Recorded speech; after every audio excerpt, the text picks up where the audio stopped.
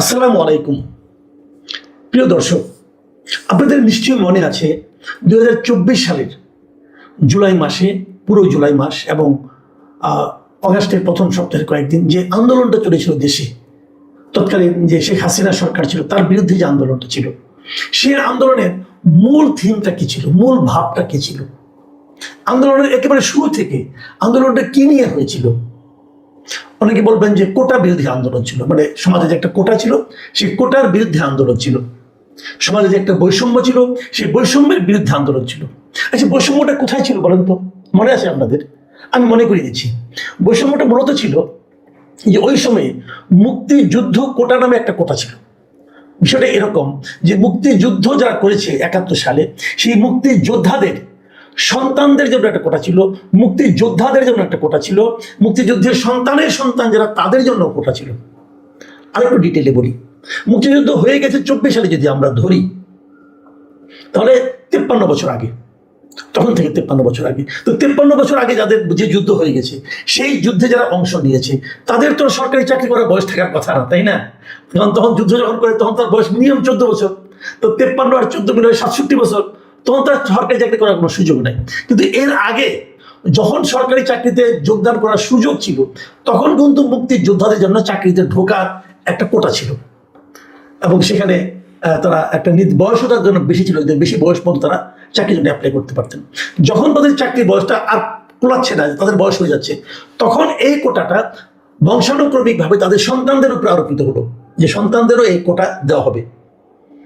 এটা নিয়েই কিন্তু যত আপত্তি, মুক্তিযুদ্ধের সন্তানরা ইউনিভার্সিটিতে ভর্তির সময় বাড়তি সুযোগ পাবে, তাদের জন্য কিছু কোটা থাকবে, তারা আগে ভর্তি হবে, তারা কম মার্কস পেলেও ভালোভাবে ভর্তি হতে পারবে, এরকম নানা ধরনের কোটা। এটা স্টুডেন্টরা বলতো এক ধরনের বৈষম্য, যে আমি বেশি নাম্বার পেয়েও আমার পাশে যে মেয়েটা বসে আছে তার বাবা মুক্তিযোদ্ধা ছিল, অতএব সে আমার চেয়ে কম নাম্বার পেয়েও সুযোগ পাচ্ছে, কারণ তার জন্য একটা কোটা আছে।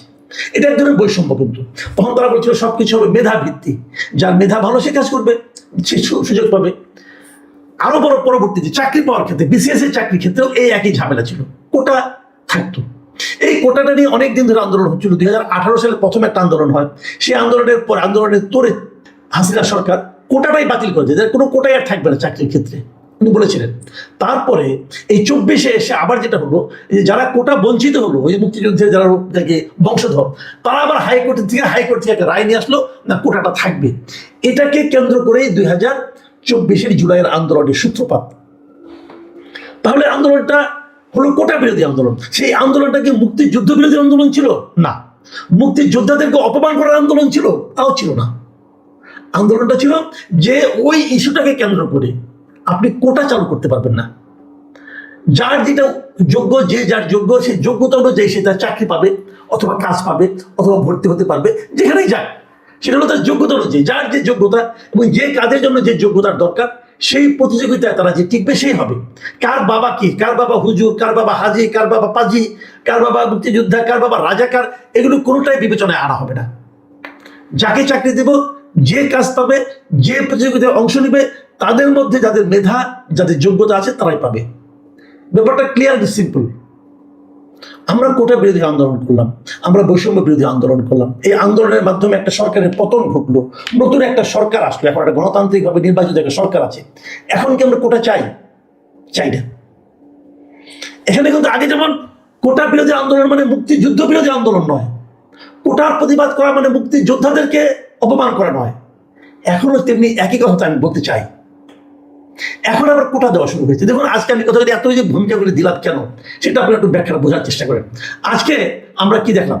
আজকে একটা অনুষ্ঠান হয়েছে, বাংলাদেশ পর্যটন কমিশন, তারা একটা পর্যটন কর্পোরেশন, তারা একটা অনুষ্ঠানের আয়োজন করেছে। সেটা কি জুলাই গণ অভ্যুত্থান দিবস উপলক্ষে জুলাই শহীদ পরিবার ও জুলাই যোদ্ধাদের সম্মাননা প্রদান এবং আলোচনা অনুষ্ঠান হয়েছে। সেখানে আমাদের বেসামরিক বিমান পরিবহন ও পর্যটন মন্ত্রী আফরোজা খানম গিয়েছিলেন, এবং সেই সঙ্গে এই যে প্রতিমন্ত্রী মিস্টার মিল্লাত সাহেব, তিনিও গিয়েছিলেন, এবং রশিদুজ্জামান মিল্লাত, এরা দুজনই সেখানে উপস্থিত ছিলেন। সেখানে উপস্থিত থেকে তারা দুটো ঘোষণা দিয়েছেন। ঘোষণা দুটো কি? জুলাই যোদ্ধা ও শহীদ পরিবারের জন্য বিমান ভাড়ায় 50% ছাড় দেওয়া হবে। মানে যারা জুলাই যোদ্ধা ছিলেন এবং জুলাইয়ের আন্দোলনে যারা মারা গেছেন, সেই মৃত ব্যক্তি, সেই শহীদের পরিবারের যারা সদস্য, এরা সবাই বিমান ভাড়ায় 50% ছাড় পাবেন। এটা দেশেও পাবেন, বিদেশেও পাবেন। মানে যদি বাংলাদেশ বিমানে তারা চলাচল করেন, দেশে যান অথবা বিদেশে যান, তাহলে 50% তাদেরকে ছাড় দেওয়া হবে। কেবল তাই না, যে 36শে জুলাই বলে ওইটাকে মাথায় রেখে পর্যটন কর্পোরেশনের মালিকানায় যত হোটেল আছে, ওনারা যদি সেই সমস্ত হোটেলে কখনো যান, আজীবন তারা সেখানে 36% কমিশন পাবেন। এই দুটো কথা তারা ঘোষণা দিয়ে আসছে। আমার কাছে মনে হলো এটা তো জুলাই আন্দোলনের যে মূল চেতনা, সেই চেতনার সঙ্গে তো গাদ্দারি করা হলো। এটা আপনারা যে কাজটা করলেন সেটা হলো যে জুলাই শহীদদেরকে দিচ্ছি, জুলাই যোদ্ধাদের দিচ্ছি, এটা নিয়ে তো কেউ কোনো প্রতিবাদ করবে না, অতএব আমরা এটা দিলাম, আমরা মহান হলাম, আমরা দেখালাম, আমরা অনেক কিছু করলাম। আমি মিল্লাত সাহেবকে জিজ্ঞাসা করতে চাই, আমি আফরোজা খানমকে জিজ্ঞাসা করতে চাই, এটা করার একটা আপনাকে কে দিব? এই যে আপনি 50% ছাড় দিলেন, আপনার টাকা। এই যে আপনি 36% কমিশন দিবেন, এটা আপনার টাকা, জনগণের টাকা। জনগণের টাকা ছাড় দেওয়ার পরে কে দিব? এবং তারও যে বড় কথা, আপনি এখানে দিবেন কেন? এটা দেওয়ার মাধ্যমে আপনি আবার সেই কোটা ব্যবস্থা চালু করলেন।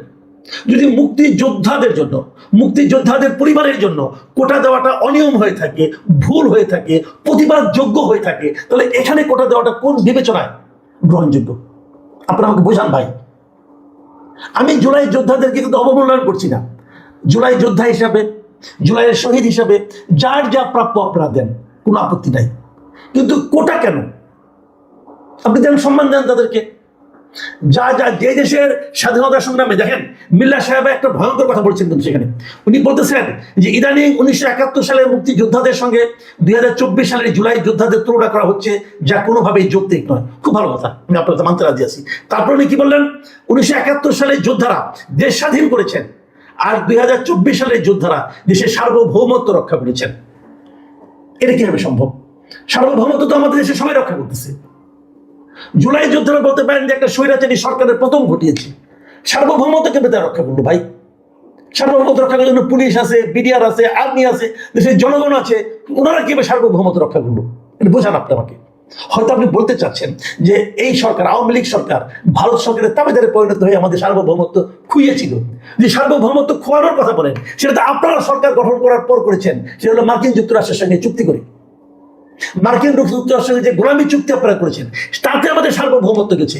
আমরা এখন বিদেশ থেকে তেল কিনতে হলে মার্কিন যুক্তরাষ্ট্রের অনুমতি নিয়ে কিনতে হয়, আগে ভারতের অনুমতি নিয়ে কিছু কিনতে হতো না আমাদের। সার্বভৌমত্ব কারে কি বোঝাচ্ছেন ভাই? এইগুলি ঠিক না। মুখে যা আসবে তাই বলবেন, এগুলো ঠিক না। একটা গোষ্ঠীকে খুশি করার জন্য যা ইচ্ছা তা দিয়ে দিবেন, এটাও ঠিক না। এদেশের সংবিধানে বলা হয়েছে এদেশের প্রত্যেকটা নাগরিক প্রত্যেকটা ক্ষেত্রে সমান অধিকার পাবে। যেখানে অধিকারের ক্ষেত্রে আপনি কম বেশি করবেন, সেখানেই কিন্তু আপনি বৈষম্য তৈরি করলেন। এই আন্দোলন ছিল বৈষম্য বিরোধী আন্দোলন।